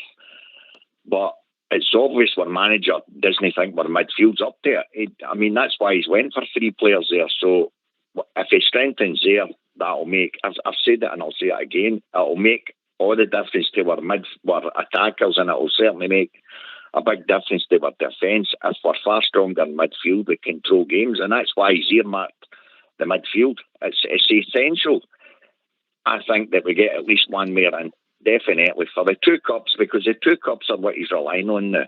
And if we don't win them, oh boy, our Rangers, our supporters will go mad, and they will. No, they're there to be won. They're there to be won, and we've got to put a winning team on that part, because as yet we aren't. We've got to have a mentality right throughout that whole squad, and that's why he needs new players in, and the manager knows that. That's why he's telling the fans. It's not me saying it. One manager's telling us. You've said it once or twice tonight, but right, and you come, Henry. Regarding winning the 2 cups, that's more than our capabilities at the moment. Why? Why? Well, I think the team's there and it's capable of doing it anyway. Right. I would just like to just cool the horses a wee bit on bringing all these. You can't transform a team in this turnover. We have to build slowly. I don't think there's any rush building going on. In the next few months, up to maybe 10 first-team players are going out the door, Juicy. Exactly, which is why the rate of signing players is what has given me concern, Ox. You know, we need bodies, and we need good bodies. We don't just want to be signing players for the sake of it. I know that. And how many times have you guys said on here over the past couple of years that we don't want to be seeing any more project players, as we've... I think Old Bear likes to say that, doesn't he? He's tired of the projects. We want players who are established. However, there's a catch-22. You want an established player, you're going to have to pay the dollar for them. And that's, you know, something that's harder when we don't get the sexy TV money that other countries get. So we have to be shrewd. Cantwell hopefully could be the start of that. A younger player still, who's proven before that he can do it at a high level. He's had some injury problems. Hopefully that's behind him now. And hopefully he can kick on with us, because he's going to have opportunities. But some of you are already talking about him starting. So, you know, we're all really hopeful he's going to do well. But it's not enough. We need more than that. And we are going to have to put in that effort, as I said earlier, and as Blue Star said, to win these cups, because they are now really important for us. The league is still important, but we've got to acknowledge that that's going to be really difficult. We had our chance to beat them, and we didn't. And that's hard for me to swallow. Doesn't mean that we're still not improving, because we are improving under the manager, but he's still only working with the same tools that Gio had, which is a lot of players with. It's still really hard, but I've got to acknowledge what he's done, and he's done well with what he's had. We could just be playing to a slightly more entertaining level, but hopefully that will come. Well, can I come in now, Akshay? Well, Bridge, yes. Thank you. I was just going to say, I agree with what Henry was saying. The team that we've got now, based on what we've seen over the last number of months, we've been sort of building up. The new manager starting to put a bit of, solidity in the team. Sometimes the style of play doesn't look like it, but it's there. And that team could possibly, I would hope that team could win the cups. Can I jump in? No, really, Henry. We're just going to go Bridge. Todd Cantwell coming in will give it additions there. And if we get the other young lads from Belgium, these are really, really good additions to the squad. And they'll get first team players, 100%. All right. Cheers for that, Bridgeman. Cheers for that. Well, gentlemen, we've reached that time of the evening. Quick word for you, Henry. Thanks, Ox, for taking my call. Much appreciated. Brother. Speak to you soon. Near the people. No bother. Blue Star. Onwards and upwards. Thanks for taking my call. Good debate. Old Davy, the Maltese. Yeah. Pleasure, guys. Always has. God bless the Rangers. Well said, mate. The Fox. Good night. My way back in my box. Juicy Bear. We may not always agree on everything on this show, but one thing for sure, we all want the best for this team. And the next few months, let's get behind them. Come on, boy. Do this. What is it? I was phoning the Rangers radio. No, anyway, you're not Henry. Oh. Bridgeman. Can I say a big thank you to yourself, Oxy? A fantastic show tonight. Really, really good discussions. Some get quite serious in certain areas. And, of course, Foxy coming in and giving us his was really, really good. Big thanks to Juicy for looking after me, and to the technical boys in the background. A big thank you. And to all the Rangers fans all over the world, and particularly Rangers fans on here on Rangers Radio. Every single one is massive game coming up. Biggest game of the season coming up at the weekend. Everybody keep it going for the Rangers, because the Rangers need us. Keep it going. Can I thank Henry who came in and joined us? Big Al for Australia. Always great to hear for the big man. Blue Star. And of course, the one and only Davy. The Fox. Absolute pleasure to have the Fox on. Juicy Bear and Bridgeman for doing the show. Old School Blue for doing the technicals in the background. This has been Rangers Radio. We'll be back tomorrow night between 8 and 10. Talking about all things Rangers. Take it away, Old School Blue.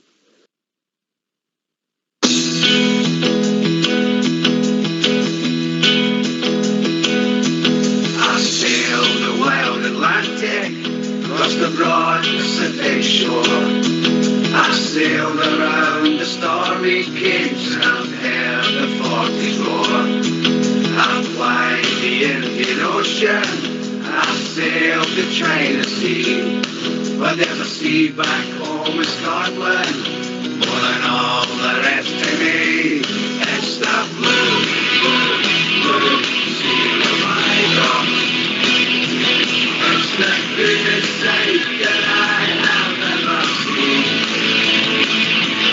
It's the blue, blue, blue sea of my God. And it's not on the feeling that they are free. No more I'll sail the 7 seas, no more I'll ever roam. No more I'll feel the urge again, I'm back where I belong. And 3 o'clock each Saturday, I'll join the mighty song. With flags and banners all around, I'll proudly sing this song. It's the blue, blue, blue sea of my God. It's the biggest sight that I have ever seen. It's the blue, blue, blue sea of my God. And it's not from the very next way I see. It's the blue, blue, blue sea of my God. It's the biggest sight